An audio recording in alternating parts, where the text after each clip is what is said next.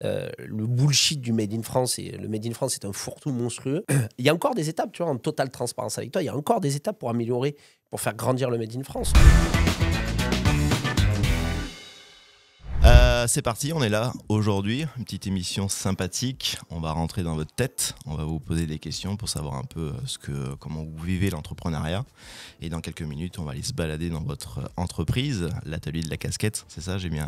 Ouais, bonne réponse. Cool, bien super, impeccable. Marie, merci, bienvenue.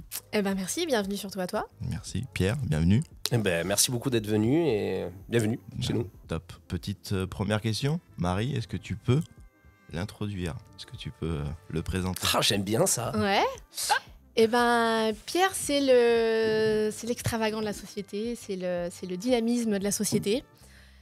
Son rôle chez nous, c'est il est directeur commercial et il est aussi responsable de la communication. Et puis derrière lui, il a aussi une équipe, assistant pour le commercial, la communication, mais c'est lui qui gère le pôle commercial communication de la société. Cool. T'es content? Ça te va? Ouais, c'est pas mal. Bon, Ça me va. J'ai été sympa. Je prends. Je reprends. J'étais préparé en plus, t'as vu? Ouais. Donc, Ouais. Pierre, est-ce que tu veux... Bon, bah, pareil. Alors, Marie, c'est tout ce qu'elle est. C'est pas une personne commerciale, c'est une personne structurée, organisée. Et ça fait du bien. Donc, c'est vraiment un pôle totalement différent de moi, une compétence totalement différente de moi. Donc, elle est structurée, organisée. Et ça fait du bien au service commercial de recadrer toute la journée. Donc, ça, c'est cool parce que ça permet de structurer notre boîte. Donc, ça, c'est bien. Donc, Marie gère l'aspect production et l'aspect administratif pour l'atelier de la casquette. Cool. Où est-ce que ça fight entre vous deux? Où est-ce que ça fight entre nous deux? Ça fight tout le temps, mais ça se communique bien. Donc, c'est ça qui est intéressant. C'était intéressant d'avoir deux profils totalement différents. C'était nos avantages au tout début de la volonté de créer cette boîte. Bah, c'est vrai que dès le début, il y a une vraie complémentarité. Alors il le dit en plaisantant, mais c'est vrai que lui, c'est un peu la super activité et moi derrière, c'est un peu la nana relou qui qui met recadre, des règles. Voilà. qui te met dans le droit chemin. Mais dans l'idée, c'est un peu ça. Les seuls moments où il peut y avoir un peu des points de désaccord, c'est que lui, il est dans la partie commerciale, moi, je suis dans la partie production.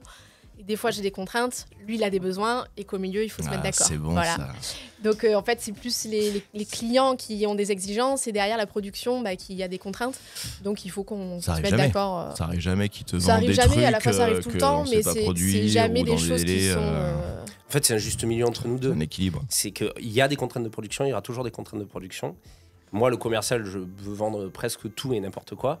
Et Marie, avec ses contraintes, me limite. Mais je la booste aussi un peu, donc c'est un bon juste milieu. Ok, c'est ça, cool. c'est qu'après, des fois, c'est aussi stimulant pour la production, parce que ça nous contraint des fois à faire des choses qu'on n'aurait pas fait initialement. Et à l'inverse, quand on peut pas, on sait dire aussi qu'on peut pas. Et... Pourquoi cette question? Parce que l'idée, c'est de faire un média pour les entrepreneurs, pour vraiment rentrer dans votre tête. Et souvent, on a le sujet de l'association. Quelle est une bonne associée ou un bon associé, etc. Et c'est pour ça que je vous pose cette question... pour avoir votre retour. Il n'y a pas de bonne réponse ou de mauvaise réponse. Mais ouais, après, nous, ce qu'on aime bien dire en plaisantant aussi, c'est que Pierre et moi, on n'est pas amis. Donc, pour répondre cool. à la question de qu'est-ce qui fait un bon associé ou pas, c'est vrai qu'on s'entend hyper bien, mais on n'a pas de lien d'amitié à la base entre nous qui font que, tiens, on est potes, on va boire des bières, et puis si on montait une société tous les deux. Voilà. Ouais, ça c'est pas décidé à l'angle du comptoir, cette affaire. Ouais, c'est ça. Ça s'est construit dans le monde professionnel et on s'est développé, on s'est connu dans le monde pro. Et aujourd'hui, on associe les compétences. Voilà, Par c'est contre, une le week-end, association on de se voit pas. compétences. On se connaît pas, c'est un peu brut de dire ça. Ouais, je la connais Non, quand on se connaît et on échange sur nos vies perso, bien sûr, mais voilà, il y a un lien professionnel vraiment entre nous. Et je pense que c'est ce qui fait que ça fonctionne, que du coup, on sait tous dire sans émotion perso au milieu. Et je pense que, pour mon point de vue, je pense qu'il est assez d'accord là-dessus. Je pense que c'est ce qui fait que ça fonctionne bien aussi. Ouais, on est très différents. Et c'est aussi associer des compétences très différentes. Par contre, il n'y a pas de perso dans nos vies. Cool. Ça, cool. L'atelier de la casquette, pourquoi Pourquoi? Parce que le produit vient peut-être un peu plus de moi que Marie. Moi, j'ai travaillé pour des marques. J'ai fait, je suis pas vieux, j'ai 36 ans, mais j'ai fait, entre guillemets, ma petite carrière que dans la casquette. J'ai travaillé pour des marques, j'ai fait une marque, j'ai été fabricant, enfin voilà. Donc le produit vient de moi. Et le dynamisme de la compétence, on s'est connus dans le monde professionnel.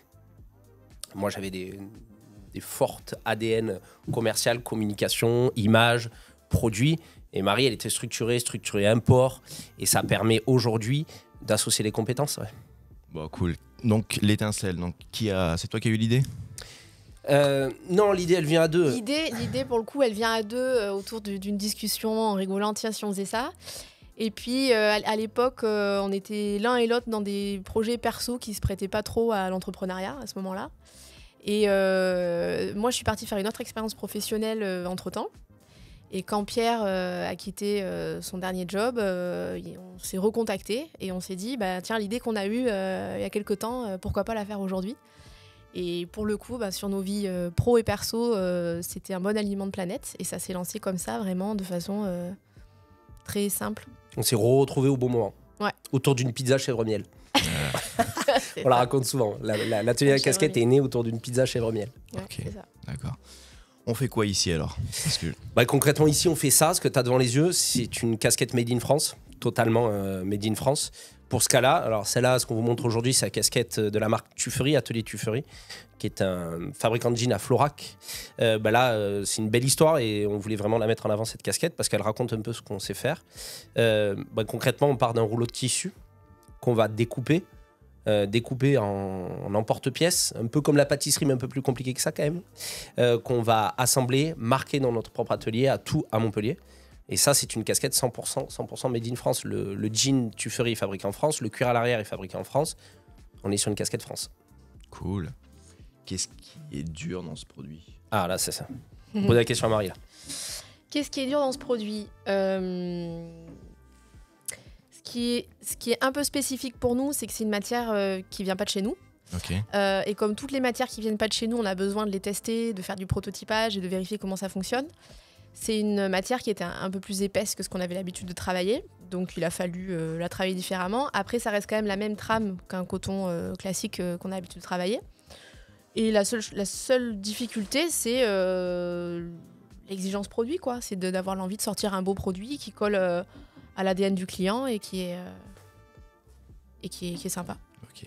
Avant de venir ici, à chaque fois, je me posais des questions de qu'est-ce que je veux voir ou quelles sont les questions que je vais vous poser.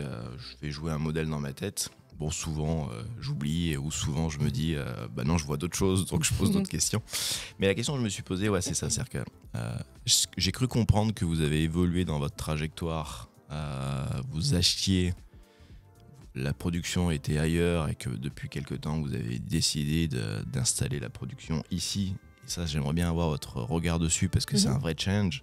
Ouais. Parce que souvent, je dis qu'entrepreneur, c'est la croissance s'arrête, c'est mon mantra, à partir du moment où on arrête d'apprendre.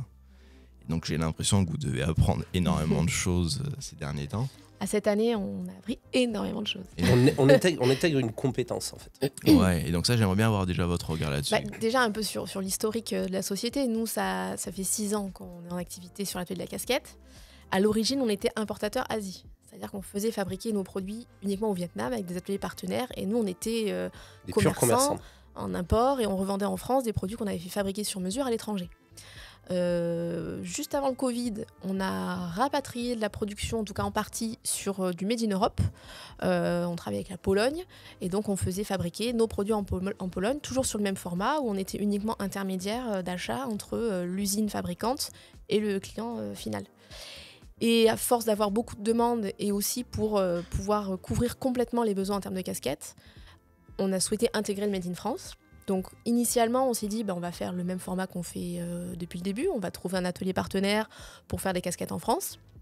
Et là, on s'est trouvé confronté à une problématique qui est que des fabricants de casquettes industrielles en France pour faire du sur-mesure, on n'en a pas trouvé. Il en existe, des fabricants de casquettes, mais qui travaillent plus sur un format artisanal, pour du très haut de gamme, et qui ne sont pas du tout sur la même typologie de produits que nous, et qui sont aussi sur des formats beaucoup plus chers.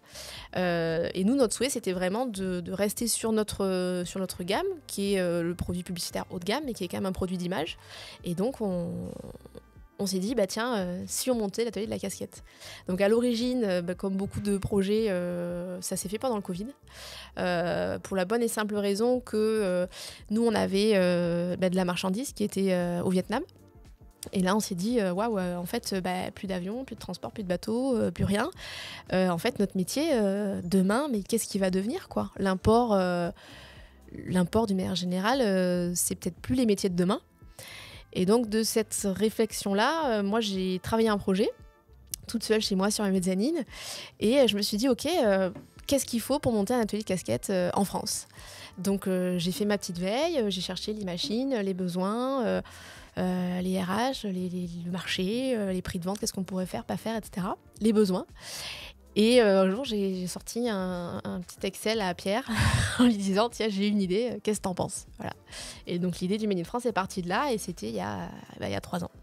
On est dans cet atelier, là, dans tout ce qu'on entreprend, on l'entreprend avec un raisonnement de base de la compétence. C'est qu'aujourd'hui, on est deux. Marie a des qualités, des défauts. J'ai des qualités, j'ai des défauts. Et j'ai des choses que je sais faire et des choses que je ne sais pas faire. Et Marie, exactement pareil. Donc, comment on fait ? Comment on fait pour grandir en associant des compétences ? On va aller chercher ailleurs. Et en fait, la démarche, elle est venue de là. C'est qu'en France, oui, comme Marie disait, on n'a pas créé la casquette Made in France. Il faut être transparent. Mais notre raisonnement, nous, d'avoir un atelier le maximum automatisé, le maximum industriel, ça, on est les premiers. Pourquoi ? Parce qu'on estime que le Made in France, il doit être industriel pour qu'il marche. Parce que si on est industriel, on est à la fois qualitatif, régulier et plus rapide. Et si on est plus rapide, on essaie de gagner le combat face à l'Asie et la masse salariale, bien sûr, qui est le plus gros coût de fabriquer une casquette en France. Quand on fabrique une casquette en France, le tissu, ça coûte rien. Ce qui coûte, c'est le temps de travail, le temps de confection. Donc nous, c'est un peu notre démarche d'aller au plus vite, mais d'aller aussi au plus régulier. Et donc comment on fabrique une casquette Made in France en étant juste des petits commerciaux, parce qu'on était juste des petits commerciaux derrière un ordinateur. Déjà la démarche première c'était on en a un peu marre de faire que des mails, quoi. Aujourd'hui ça sort par les mains de nos équipes, et ça c'est une valeur ajoutée incroyable, quoi. Quand on faisait de l'import, on ouvrait un carton et on priait pour que la casquette soit conforme, quoi, presque. Maintenant on fabrique une casquette en France et ça c'est incroyable. Donc intégrer une compétence, comment on fait? Comment on fait? Nous, on était importateurs à fond. Et on avait de l'Asie très compétitif. On connaissait les pieds, on savait comment ça se fabriquait là-bas. Mais on a visité des tonnes d'ateliers avec Marie pour comprendre, pour voir, pour expliquer, pour comprendre. Voilà, on s'est associé de compétences de gens qui faisaient de la... On estime que 70 à 80% de la casquette, c'est la même chose que pour un t-shirt en termes de machine à coudre, par exemple. Mm-hmm. Donc, on a associé les compétences avec une boîte de Marseille qui nous a installé le parc machine. Et là, le vrai sujet, et on serait ravis de vous le présenter, c'est Tan. Cool. Tan, qui est une partie de notre atelier, qui est un Vietnamien qu'on a connu au Vietnam, qui était un peu la courroie de distribution entre tous les ateliers, qui nous faisait plein de choses sur place. Marie, qui était très proche de lui, qui l'est toujours, lui a proposé le projet de rester pendant 1 an dans un atelier de confection partenaire à nous à Ho Chi Minh, au Vietnam, pour transmettre la compétence et venir aujourd'hui chez nous. Donc Tan, il est chez nous avec sa femme. Et maintenant, il transmet la compétence. Lui, plus Aline, notre responsable de couture, à eux deux, ils nous font grandir. Parce que nous, moi personnellement, je ne sais toujours pas fabriquer une casquette. Hein. Marie, elle commence à être pas mal. Mais moi, je ne saurais pas faire ça. Hein. J'aime beaucoup dans ce que vous dites. Il y a un change, il faut automatiser. Mais il y a quand même une clé. Où est la compétence? Elle est quand même dans la tête de personne. Et cet équilibre subtil entre qu'est-ce que j'automatise, qu'est-ce que je garde. De toute façon, l'humain, il est au cœur de l'atelier. Ce qui est certain, c'est que les machines, elles ont beau être les plus belles et les plus performantes. On a un parc machine qui est neuf et qui est avec les meilleures marques de couture industrielle. Mais si vous n'avez pas un bon opérateur derrière, votre machine, elle ne tournera pas. Ça, c'est cool. Ouais. Ça, c'est cool. Et ça, c'est le truc que j'aimerais bien aller voir tout à l'heure dans l'atelier. Avec grand plaisir. Donc, pour voir la part finalement de l'être humain par rapport à la machine. Est-ce que c'est la machine qui dicte ou est-ce que c'est l'être humain qui est encore aux commandes? Je trouve que ça, moi, personnellement, c'est un sujet qui m'intéresse. J'ai une question à vous poser. Hier, je me baladais dans une grande surface sport et je voyais des casquettes et je me posais la question de c'est quoi les critères de choix d'une casquette? Pour moi, il y en a 2. La qualité de la matière, le grammage du tissu, l'aspect du tissu, la chaîne, la trame du tissu, ça c'est primordial. Puis deuxièmement, c'est la tension. Là, tu me parlais de l'être humain, comment il fait ça. La coupe de la casquette, c'est un vrai sujet. Que ce soit une casquette bien galbée, bien structurée, avec un beau renfort. Ça, c'est des choix qui nous permettent de faire une belle casquette. Donc, côté la matière et de l'autre, l'attention à bien faire les choses. Ok, d'accord. Cool.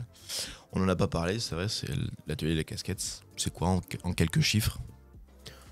L'atelier de la casquette, en quelques chiffres, c'est une 15aine de personnes. Ouais. C'est à peu près, sur l'aspect financier, autour du 1 million d'euros de chiffre d'affaires.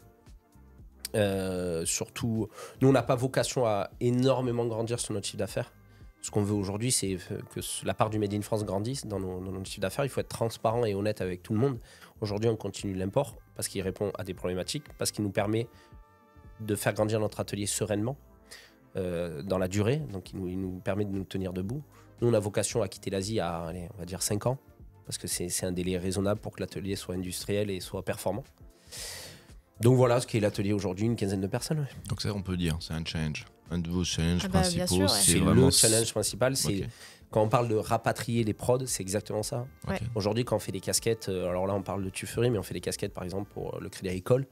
Quand on fait des casquettes pour le Crédit Agricole, une partie de la prod est maintenant made in France, alors qu'avant elle était Asie. C'est ça le raisonnement précis, c'est de dire on arrête de faire l'Asie, on fait la France maintenant. Alors on en fait moins, mais on en fait mieux. Ok, d'accord.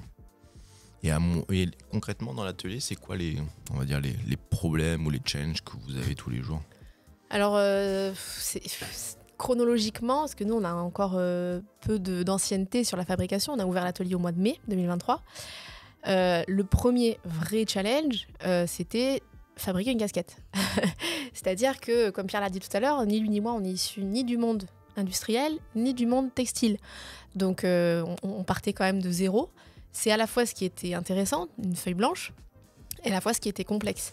Donc l'association de compétences a été hyper importante. On a parlé de TAN, on a aussi fait un plan de formation en interne chez nous parce qu'il faut apprendre aux gens à fabriquer des casquettes parce qu'aujourd'hui, je ne sais pas si vous en connaissez, mais des fabricants de casquettes, moi j'en connaissais pas avant de monter l'atelier. Donc on a formé en interne les personnes chez nous. Et il fallait sortir un produit, donc régler les machines, trouver les bons outils, les bons guides, le bon coup de main aussi, parce qu'il y a une vraie maîtrise manuelle dans la fabrication de la casquette sur certaines étapes. Donc c'était déjà de sortir une casquette dans notre atelier. Une fois qu'on a eu sorti notre première casquette, c'est la montée en qualité. C'est-à-dire, voilà, telle finition, on n'en est pas encore satisfait, on avait quand même un degré de qualité qu'on souhaitait atteindre parce que le Made in France, le client attend un produit parfait. Voilà. Donc on ne peut pas se permettre d'avoir des finitions qui ne sont pas parfaites.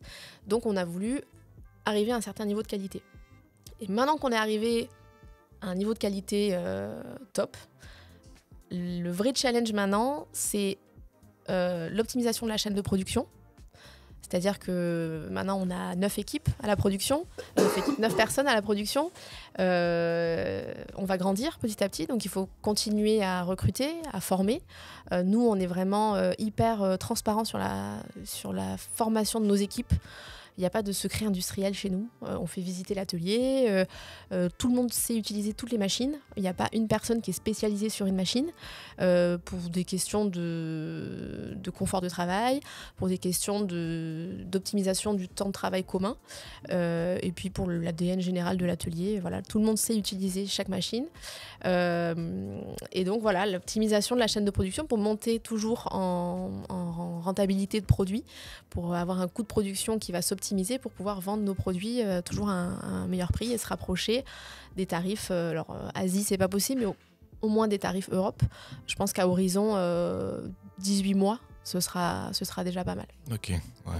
L'optimisation de la chaîne de production, c'est l'élément qui va déclencher le reste. C'est que si on fait plus vite, on fait mieux, et on fera moins cher, et on pourra recruter et structurer et grandir. Elle est là, le nœud de la guerre est là. Mais ça se fait pas en 2 jours. Marie a dit 18 mois et je suis totalement d'accord avec elle.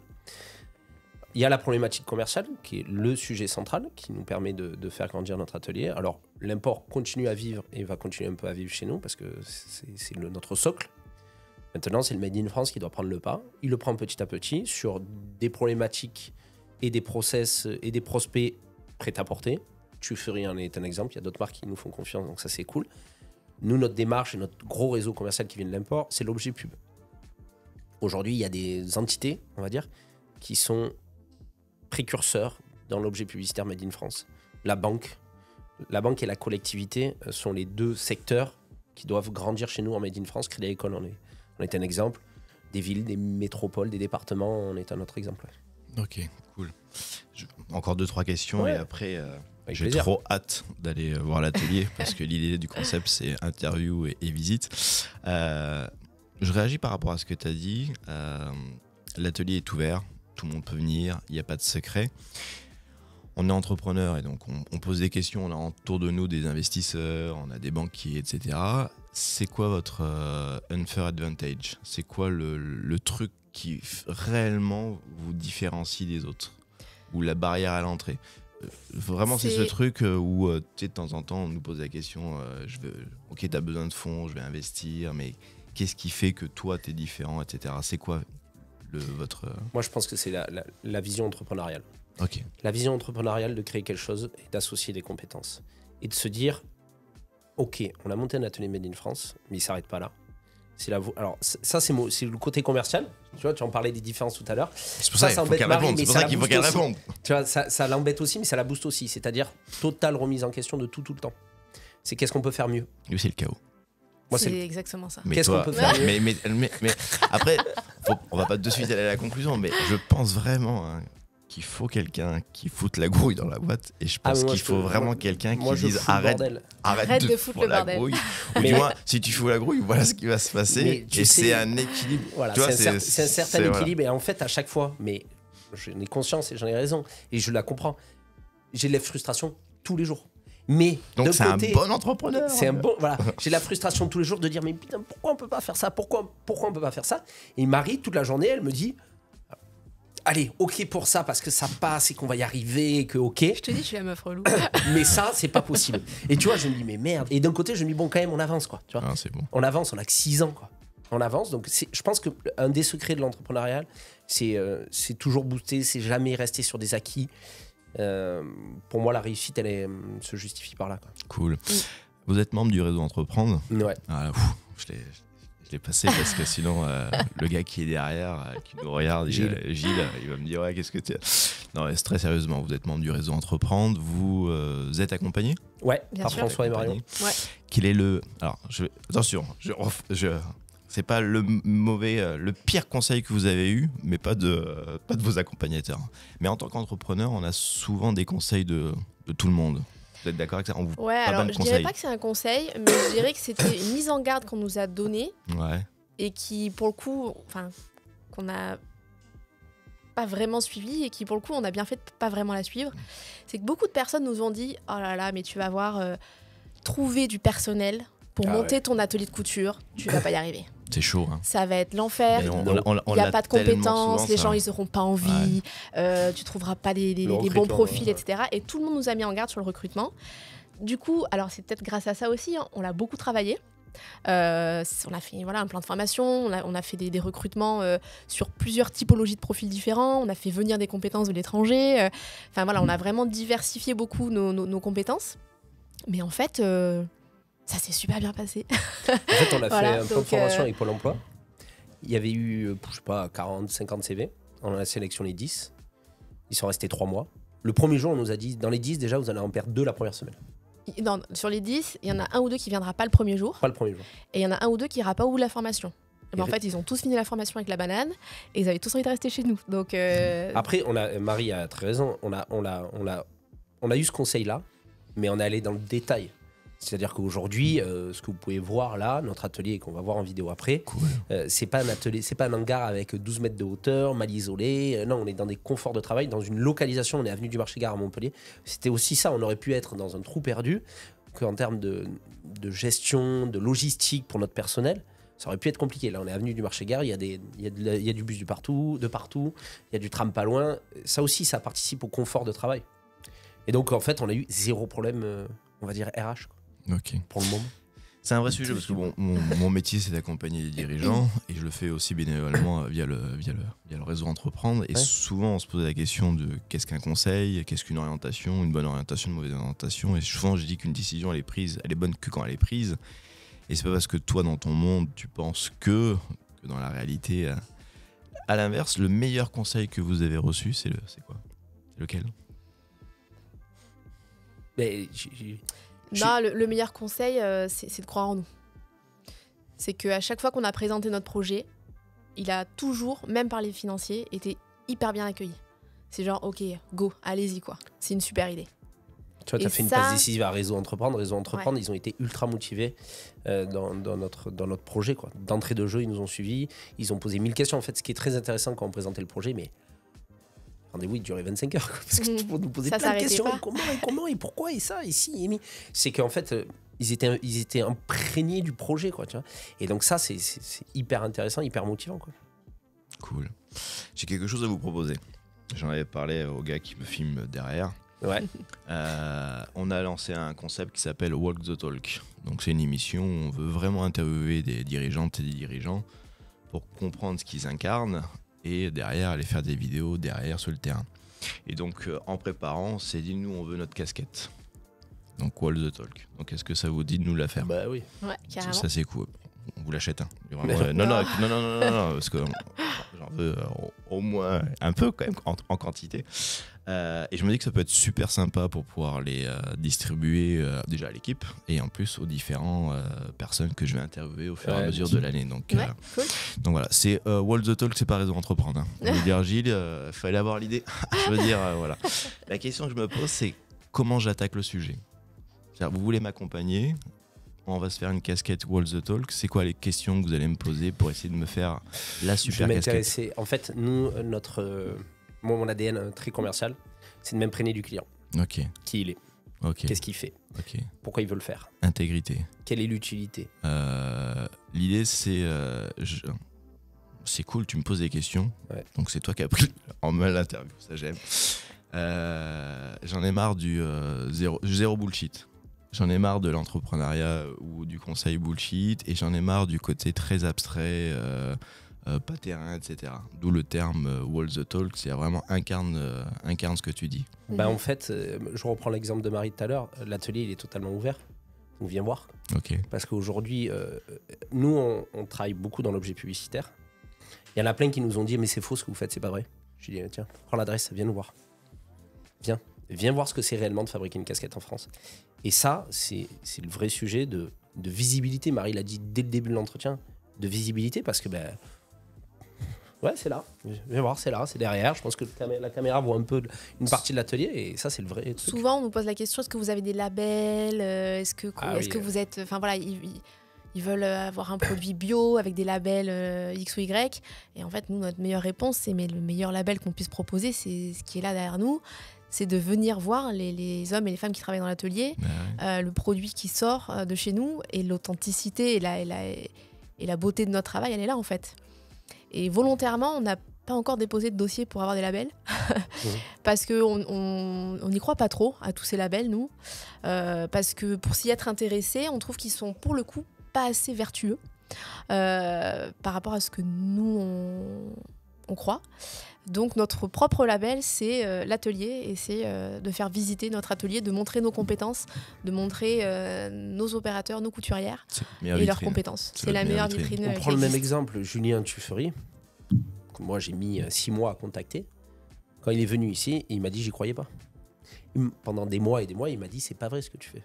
C'est pas vrai, ça n'existe pas. Ouais, Julien, prends le temps. Alors Julien et la Florac, c'est un peu plus facile. Mais tous les clients, je leur dis ça. Je leur dis prenez le temps de venir nous voir. Donc venez. Venez voir cet atelier. Ceux que vous nous regardez, venez. Parce que c'est concrètement vrai en fait. Le bullshit du Made in France, et le Made in France c'est un fourre-tout monstrueux. Il y a encore des étapes, tu vois, en totale transparence avec toi. Il y a encore des étapes pour améliorer, pour faire grandir le Made in France. Nous, on est très transparent avec ça. Vous voyez, cette coque visière là, ça, aujourd'hui, on ne sait pas le faire ailleurs qu'en Asie. Donc pour moi, on importe. Mais par contre, on a la démarche aussi d'aller chercher des gens. On est sur l'injonction plastique. On est en train de développer des trucs pour essayer de continuer à faire du Made in France. Mais aujourd'hui, cette casquette-là, elle est tissée en France, découpée en France, marquée en France, assemblée en France. Cool. Question. Ouais. Quelle est la question que je vous ai pas posée et que vous avez envie de répondre? Est-ce qu'il y a une question qu'il fallait à tout prix que je vous pose? Horizon 5 ans. Allez, vas-y. Qui on sera dans 5 ans, Marie? Alors, qui on sera dans 5 ans? Quels sont les projets dans 5 ans? Il y en a plein. Le premier projet, ce sera le développement encore du parc machine et la montée en compétences. Et avec ça viendra aussi les recrutements et la montée de l'équipe. Nous, horizon 5 ans, on aimerait être 25-30 personnes. Voilà. Qu'est-ce qu'on a d'autre comme projet? La multiplication des produits? Ouais, intégrer des nouveaux produits dans notre atelier. Aujourd'hui, volontairement, on a un catalogue qui couvre 90% du marché, mais qui reste encore restreint aux formes les plus vendues et aux matières et aux coloris les plus vendus. Des idées de développement produit, il y en a 1000. Quand tu dis développement produit, c'est quoi? On reste toujours dans la casquette ou Il y a le terme de chapellerie. Voilà, l'ADN de l'entreprise restera le même, c'est-à-dire qu'on restera dans la fabrication de chapellerie. Casquettes, bob, voilà, tout ce qui est chapellerie. Dans 5 ans, on ne fera pas du t-shirt, on ne fera pas du sweat, et on restera vraiment dans notre cœur de métier qui est la casquette et la chapellerie. Rendez-vous dans 5 ans. Rendez-vous dans 5 ans. Exactement. Non, mais je dis ça parce que je dis rendez-vous, c'est très sérieux, rendez-vous dans 5 ans, et comme ça j'ai hâte de voir est-ce que vous êtes resté, est-ce que vous avez évolué, etc. Mais c'est cool, franchement. Ouais. Et toi, dans 5 ans? Moi, dans 5 ans, le 25-30 personnes m'intéresse, honnêtement, en termes de dynamisme. M'intéresse aussi en taille, en termes humaines. Parce que dès que tu es plus, tu gères plus de l'humain, en fait. Donc ça, c'est intéressant d'être à 25-30 et pas être à 200. C'est pas notre démarche, en fait. Parce qu'on estime qu'à des gros chiffres, on gère plus, quoi. On est au 4e étage d'une tour et il se passe pas grand-chose. Moi, j'aime bien être aussi à l'occasion dans l'atelier, quand même. Ça, c'est un premier point. Ma raison sur le deuxième point, c'est-à-dire intégrer des nouvelles compétences, des nouvelles formes de casquettes. Ça. L'autre point que je vais rajouter aussi, c'est Marie l'a dit, mais c'est rendre l'atelier plus industriel encore, plus rapide encore, plus précis encore, pour gagner le combat, pour être plus rapide dans la fabrication de casquettes. Après, t'as de l'ambition aussi structurelle, quitter l'Asie. Là, aujourd'hui, on est locataire de nos locaux qui sont top. Un jour ou l'autre, on voudra être chez nous, construire ou acheter et être chez nous. Donc, il y a des projets à horizon 3, 5, 10, on en a plein, quoi. Et c'est ça aussi, ce que tu me disais, mais c'est quoi la raison principale de réussir? C'est de jamais s'endormir. Alors, ça, Marie, ça l'embête un peu parce que ça bouscule toute la journée. Ça s'arrête jamais. Tu l'écoutes, je fais rien de mes journées, tu sais. Non, mais en fait, tu vois, moi, je bouge, je dynamise toute la journée. Et Marie me dit, bon, alors, attends, te casse pas la tête, je vais ouvrir un tableur Excel, quoi. C'est pas ton ami, hein, donc attends. Donc, oui, c'est se remettre en question tout le temps. Et avec une volonté de s'améliorer tout le temps. Cool. Merci infiniment. Ouais, cool. Non, on a vraiment une chance de dingue. Voilà, vraiment, j'ai une chance de dingue. On va aller se balader dans l'atelier. Cool. Donc pour ceux qui nous écoutent, vidéo d'après, on va voir l'atelier. Moi, j'ai envie de voir. Donc déjà plein de choses, mais ce que je veux regarder, j'ai été très touché par ce côté. Je veux industrialiser, je veux augmenter ma productivité, mais il y a de la compétence, il y a de l'humain, et donc cet équilibre-là que j'ai hâte de regarder dans l'usine. Ça dans l'atelier. Et le deuxième truc que j'ai envie de voir, c'est ce côté comment j'injecte du Made in France. Donc sur ça. Et après vous, il y a plein de choses que vous allez me montrer. Il y a quelque chose en particulier que vous avez vraiment envie de me montrer? C'est l'équipe. Hein. L'équipe, l'humain. La cohésion qu'on a, l'harmonie. On n'utilise jamais le terme d'usine. L'usine. Alors bon, c'est notre nom aussi, donc c'est un peu facile, mais on a toujours utilisé le terme d'atelier. Parce que usine, ça a un côté, c'est pas vrai, mais c'est un côté péjoratif, c'est un côté gros, c'est un côté 300-500 personnes. Non, nous, on est un atelier de fabrication de casquettes. Oui, il y a toujours cette volonté de garder... Après, je le vois, c'est vrai que les gens le voient pas, mais il y a des panneaux un peu partout avec pas mal de choses inscrits sur les valeurs, etc. Peut-être que dans la balade, on pourra aussi les montrer, mais ça interpelle, ce côté, je veux prendre soin des gens. Donc il y a un côté très clair. En fait, de toute façon, sinon ça sort pas. Moi, d'un point de vue commercial, si t'as pas l'humain dans cette boîte, on vend de l'humain. Alors qui se traduit par une casquette, ok, mais aujourd'hui on vend de l'humain. Donc si les gens sont pas bien, moi c'est ce que je leur dis à tous. Je leur dis, si un matin vous voulez pas venir travailler, la première chose à faire c'est de m'appeler moi ou Marie, mais de nous appeler nous et de comprendre pourquoi et d'essayer de trouver des solutions pour que ça avance. Cool. Voilà. Merci beaucoup. Allez, c'est parti. Rendez-vous dans la visite. Allez, c'est parti. Bye bye. Merci de nous avoir suivis et rendez-vous pour un prochain épisode. Bye bye.